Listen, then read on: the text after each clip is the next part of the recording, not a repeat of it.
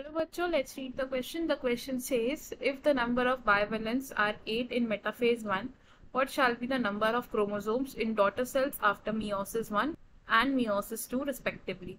1, 8 and 4 chromosomes, 2, 4 and 4 chromosomes, 3, 8 and 8 chromosomes, 4, 16 and 8 chromosomes. तो question में हमें बोला है कि मेटाफेज 1 में नंबर ऑफ बाइवेलेंट्स कितने हैं? 8 हैं।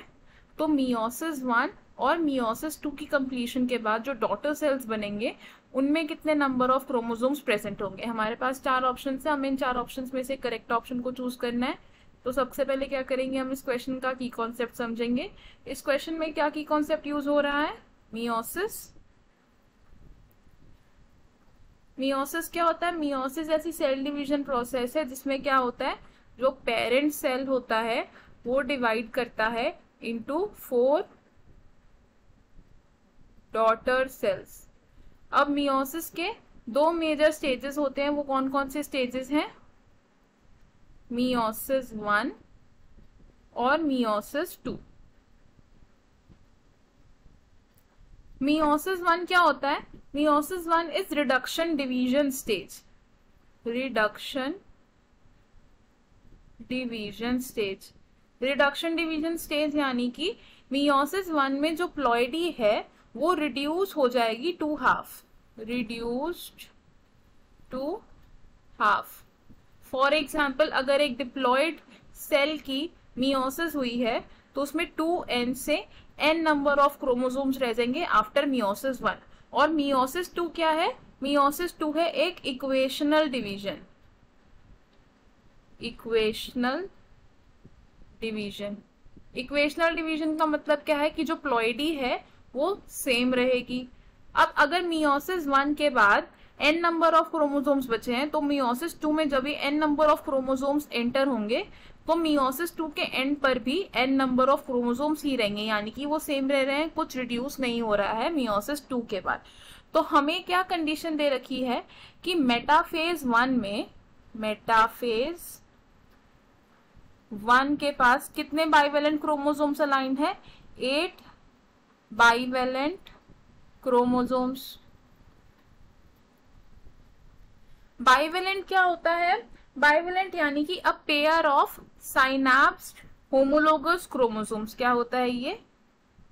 Pair of synapsed homologous chromosome.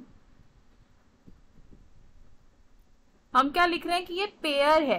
Pair है यानी कि 2 क्रोमोसोम्स है एक पेयर में। पेयर यानी कि 2 क्रोमोसोम्स। तो इसका मतलब क्या हो गया कि एक बाइवेलेंट के अंदर 2 क्रोमोसोम्स प्रेजेंट है। यानी कि हमारे पास अगर 8 बाइवेलेंट है, 8 बाइवेलेंट में कितने क्रोमोसोम्स प्रेजेंट होंगे? 16 क्रोमोसोम्स प्रेजेंट होंगे on the metaphase 1 plate. Metaphase 1 यानी कि मियोसिस 1 चल रही है। इन मियोसिस 1, मियोसिस 1 में क्या हो रहा है कि हमारे पास कितने क्रोमोसोम्स हैं? 16 क्रोमोसोम्स हैं। तो जब ये मियोसिस 1 खत्म हो जाएगी, कंप्लीट हो गई है मियोसिस 1, जब मियोसिस 1 कंप्लीट होगी तो क्या होगा कि प्लॉइडी चेंज हो जाएगी, 2n से n तक पहुंच जाएंगे। तो ये क्रोमोसोम्स रिड्यूस होके कितने रह जाएंगे? 16 क्रोमोसोम से कितने रह जाएंगे? हमारे पास 8 क्रोमोसोम्स रह जाएंगे by the end of meiosis 1। अब बात करते हैं जब ये 8 क्रोमोसोम एंटर करेंगे इन मियोसिस 2। अब जब ये क्रोमोसोम्स मियोसिस 2 में एंटर करेंगे तो ये कितने हैं? 8 क्रोमोसोम है। मियोसिस 2 में क्या होगा कि रिडक्शन डिवीजन नहीं होगी। रिडक्शन डिवीजन नहीं होगी का क्या मतलब हुआ कि जो प्लॉइडी है वो सेम रहेगी, n number of chromosomes he present रहेंगे एंड तक। तो मियोसिस 2 का जब एंड होगा, जब मियोसिस 2 कंप्लीट होगी तो जो डॉटर सेल्स बनेंगे उनमें कितने क्रोमोसोम्स प्रेजेंट होंगे? 8 क्रोमोसोम्स प्रेजेंट होंगे। तो हमने क्या देखा? By the end of meiosis 1 daughter cells में 8 क्रोमोसोम प्रेजेंट है and by the end of meiosis 2 daughter cells में 8 क्रोमोसोम्स प्रेजेंट है। तो हमें हमारे क्वेश्चन का आंसर मिल गया। हमें जो ऑप्शन दिए थे उनमें से कौन सा ऑप्शन करेक्ट होगा हमारा? Option 3 which is 8 and 8। तो हम इसे क्या लिखेंगे? Option 3 is correct. अब देख लेते हैं बाकी ऑप्शंस क्यों इनकरेक्ट है।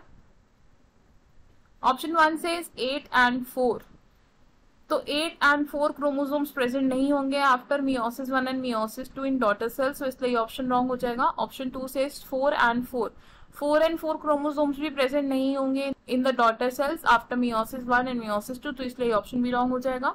ऑप्शन 4 से 16 एंड 8, तो 16 एंड 8 क्रोमोसोम्स प्रेजेंट नहीं होंगे डॉटर सेल्स में, इसलिए ऑप्शन भी रॉन्ग हो जाएगा। तो हमारा करेक्ट और फाइनल आंसर क्या है? Option 3। I hope you understood it well. All the best. Thank you.